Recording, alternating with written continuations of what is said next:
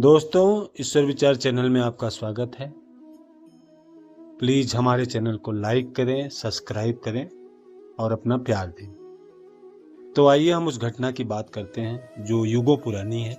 जब श्री राम लंका विजय करके अयोध्या लौट आते हैं और अयोध्या के राजा बन जाते हैं।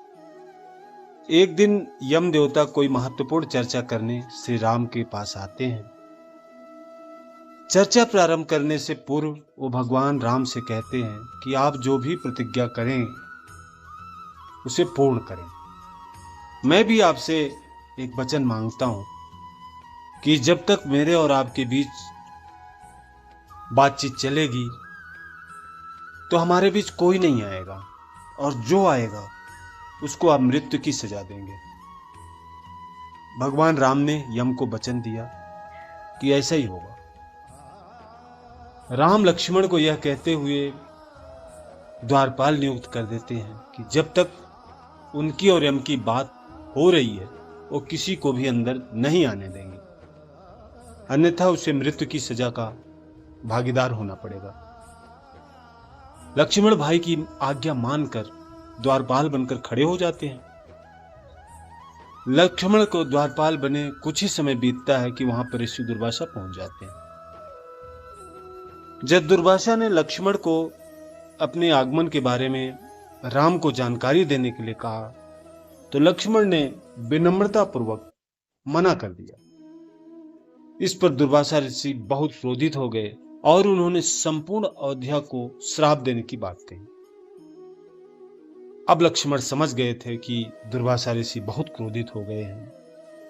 तब उन्होंने निश्चय किया कि वह एक विकट स्थिति में, जिसमें या तो उन्हें राम की आज्ञा का उल्लंघन करना होगा या संपूर्ण नगर को ऋषि की श्राप की अग्नि में झोंकना होगा। तो लक्ष्मण ने शीघ्र ही निश्चय किया कि उनको स्वयं का बलिदान देना ही होगा ताकि वह नगरवासियों को ऋषि के श्राप से बचा सके। उन्होंने भीतर जाकर ऋषि दुर्वासा के आगमन की सूचना दी। भगवान राम ने शीघ्रता से यम के साथ अपनी वार्तालाप समाप्त कर ऋषि दुर्वासा की सेवा की और उन्हें विदा किया, परंतु अब भी वह दुविधा में थे। वचन के अनुसार लक्ष्मण को मृत्यु की सजा देनी थी। वो समझ नहीं पा रहे थे कि अपने भाई को मृत्यु की सजा कैसे दें, लेकिन उन्होंने यम को वचन दिया था जिसे निभाना ही था। इस दुविधा की स्थिति में भगवान श्री राम ने अपने गुरु को याद किया और कोई रास्ता दिखाने की बात कही। फिर गुरुदेव ने कहा कि अपने प्रिय का त्याग करना उसकी मृत्यु के सजा के ही समान होता है, अतः तुम अपने वचन का पालन करने के लिए लक्ष्मण का त्याग कर दो।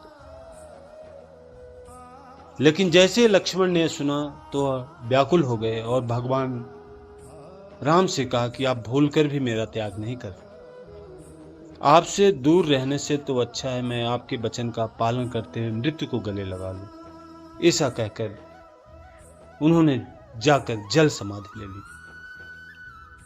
तो यहीं पे कथा संपन्न होती है। आपको यह कथा कैसी लगी कमेंट्स में बताएं और हमारे चैनल को लाइक करें, सब्सक्राइब करें, अपना प्यार दें। धन्यवाद।